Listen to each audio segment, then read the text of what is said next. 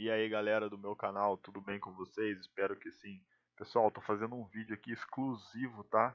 A todo mundo que quer saber qual o funcionamento da comunidade, como que é sustentável ela pagar 234 milhões de pessoas e não entrar em colapso. Pessoal, é muito simples, ela usa o mesmo sistema dos bancos chamado de reserva fracionária, tá? Escute e veja esse vídeo até o final, tá? Para você entender e falar para todo mundo sobre esse sistema, ok?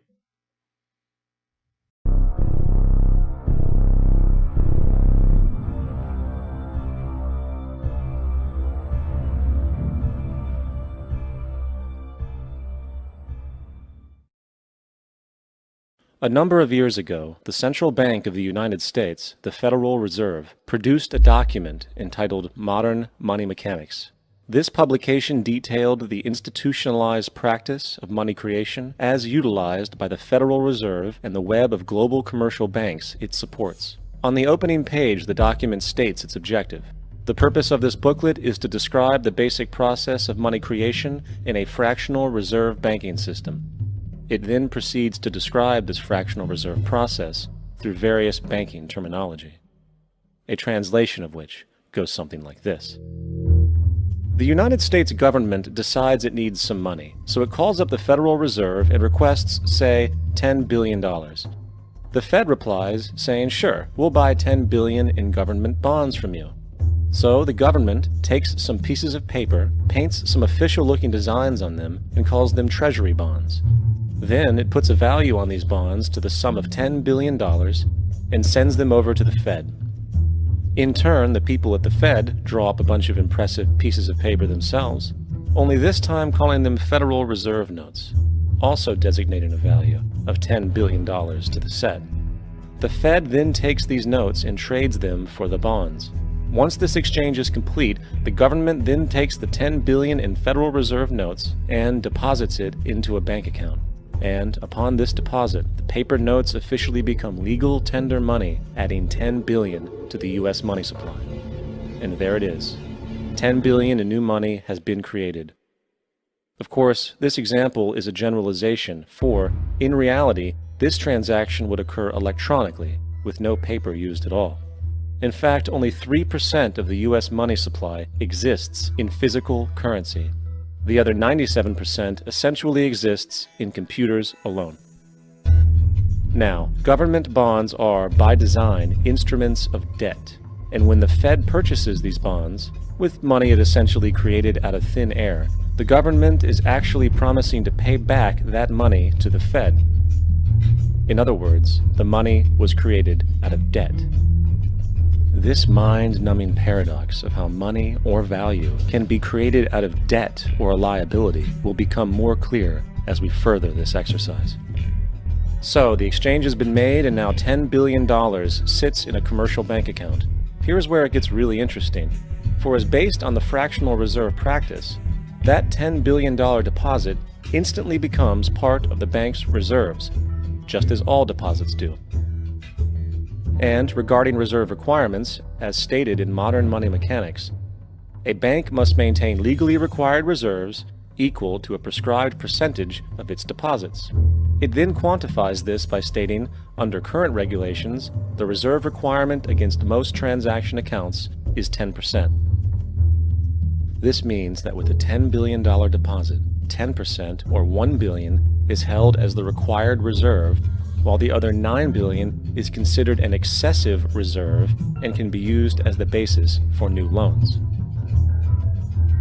Now, it is logical to assume that this $9 billion is literally coming out of the existing $10 billion deposit. However, this is actually not the case. What really happens is that the $9 billion is simply created out of thin air on top of the existing $10 billion deposit. This is how the money supply is expanded. As stated in modern money mechanics, of course they, the banks, do not really pay out loans from the money they receive as deposits. If they did this, no additional money would be created.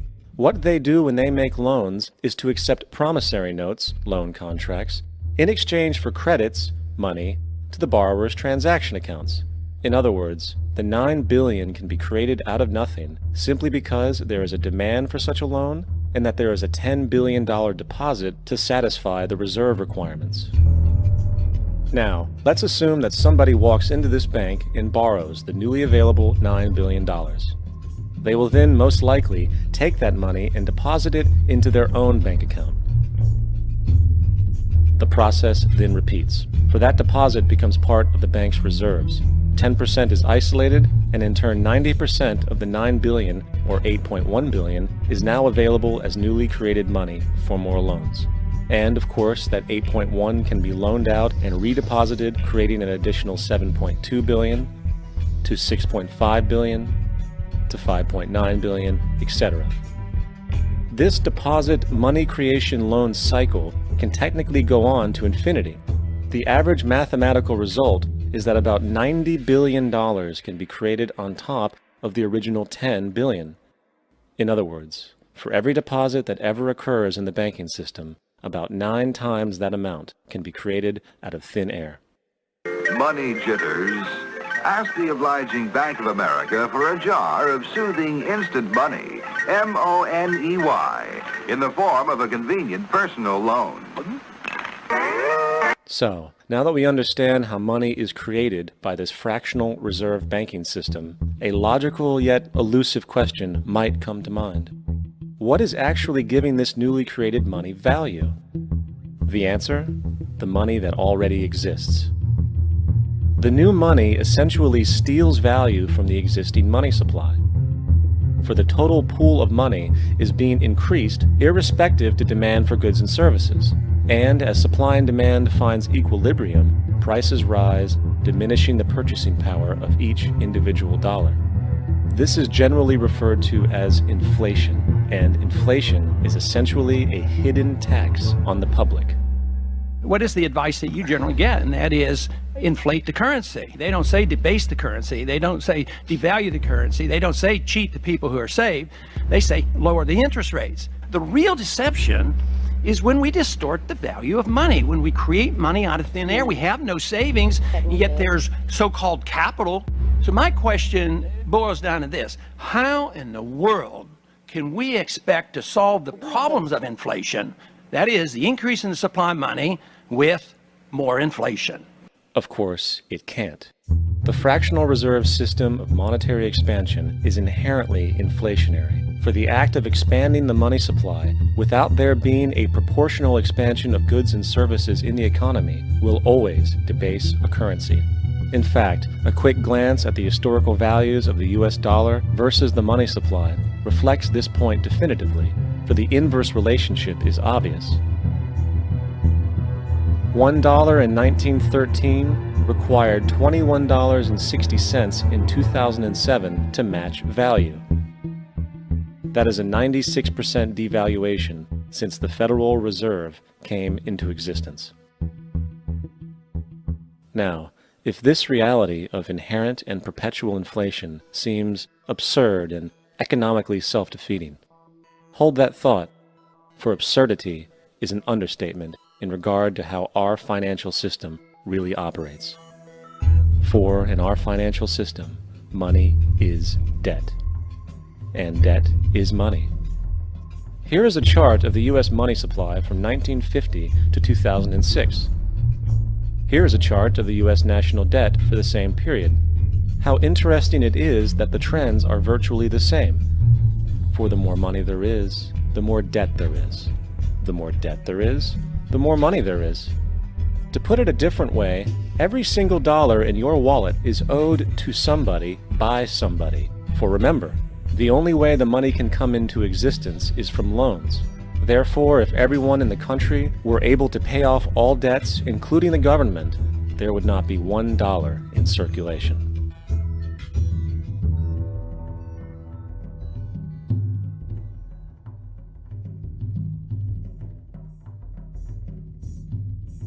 In fact, the last time in American history the national debt was completely paid off was in 1835 after President Andrew Jackson shut down the central bank that preceded the Federal Reserve.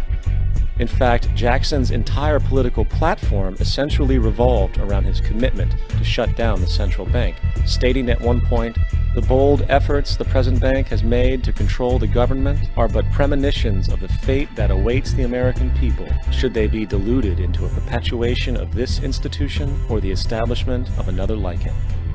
Unfortunately, his message was short-lived, and the international bankers succeeded to install another central bank in 1913, the Federal Reserve. And as long as this institution exists, perpetual debt is guaranteed. Now, so far we have discussed the reality that money is created out of debt, through loans. These loans are based on a bank's reserves, and reserves are derived from deposits. And through this fractional reserve system, any one deposit can create 9 times its original value, in turn debasing the existing money supply, raising prices in society. And since all this money is created out of debt and circulated randomly through commerce, people become detached from their original debt, and a disequilibrium exists where people are forced to compete for labor in order to pool enough money out of the money supply to cover their costs of living. As dysfunctional and backwards as all of this might seem, there is still one thing we have omitted from this equation. And it is this element of the structure which reveals the truly fraudulent nature of the system itself: the application of interest. When the government borrows money from the Fed, or when a person borrows money from a bank, it almost always has to be paid back with accrued interest. In other words, almost every single dollar that exists must be eventually returned to a bank with interest paid as well. But if all money is borrowed from the central bank and is expanded by commercial banks through loans, only what would be referred to as the principal is being created in the money supply. So then, where is the money to cover all of the interest that is charged? Nowhere. It doesn't exist. The ramifications of this are staggering, for the amount of money owed back to the banks will always exceed the amount of money that is available in circulation. This is why inflation is a constant in the economy, for new money is always needed to help cover the perpetual deficit built into the system, caused by the need to pay the interest. What this also means is that mathematically, defaults and bankruptcy are literally built into the system, and there will always be poor pockets of society that get the short end of the stick.